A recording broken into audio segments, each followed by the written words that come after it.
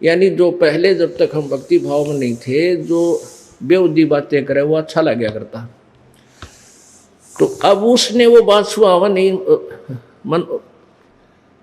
कर्मवती ने चंद्र विजय की पत्नी, वो तो बढ़िया बात जो ज्ञान परमात्मा का समा लिया।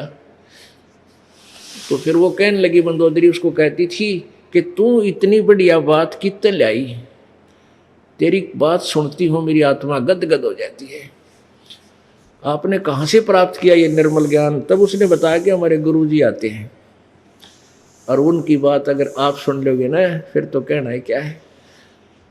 कहने का लंबा चैप्टर ना करना चाहता दास के फिर मंदोदरी ने भी कबीर परमेश्वर का नाम लिया। फिर उसका देवर था विभीषण, वो भी एक पुण्य आत्मा, पूर्व संस्कारी, कोई पिछले जन्म का प्रभु का भक्त था। अब उनको निकालना था प्रभु ने, गोता मारू स्वर्ग में जा बैठू पाताल, कह कबीर ढूंढता फिरूं अपने हीरे मोती लाल। गरीबदास जी कह रहे हैं परमात्मा कबीर जी बताओ थे कि भाई मैं तो अपने हीरे मोती लालों को ऐसे ढूंढता फिरता हूँ, कितना पा जाओ वहाँ किसी जाति में, किसी मजहब में और किसी देश में हो, जो मेरे पिछले संस्कारी हैं उन तक निकालूंगा और कलम दूसरा कभी चढ़ा दूंगा, यानी औरों को भी ले लूंगा जो अभी तक कभी मेरी शरण में किसी युग में ना आए हैं इस ज्ञान के द्वारा। तो विभीषण ने भी परमात्मा की शरण ग्रहण कर ली थी कबीर जी की।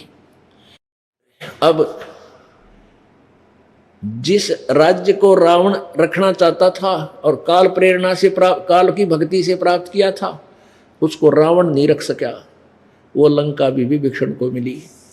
वो राज्य भी विभीषण को दिया, लेकिन विभीषण परमात्मा के ज्ञान से परिचित था, क्योंकि वो निकम्मे तो सारे मरे गए थे, लड़के कटके, बढ़िया ठीक ठीक सी आत्मा रह गई थी।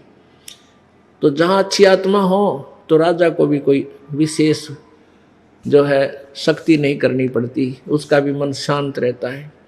तो विभीषण ने राज्य किया, पूरी जनता जितनी भी बची थी बहुत आनंद से रहा करती थी, और विभीषण ने भी अपनी भक्ति की, मंदोदरी ने भी भक्ति की। तो यहाँ परमात्मा कहते हैं जैतन राजपाट भी चाहिए, या यो रोग भी मैं काटूंगा तेरा, ये भी मैं ही दे सकता हूँ, तेरे भाग में ना होगा तो दे दूंगा, लेकिन ये राज अच्छी चीज नहीं। आप सतलोक में चलो, वहां सदा सुखी रहोगे। पृथ्वीपति चकवे गए जिनके चक्र चलंत, रावण श्रीखे कौन गणे ऐसे गए अनंत।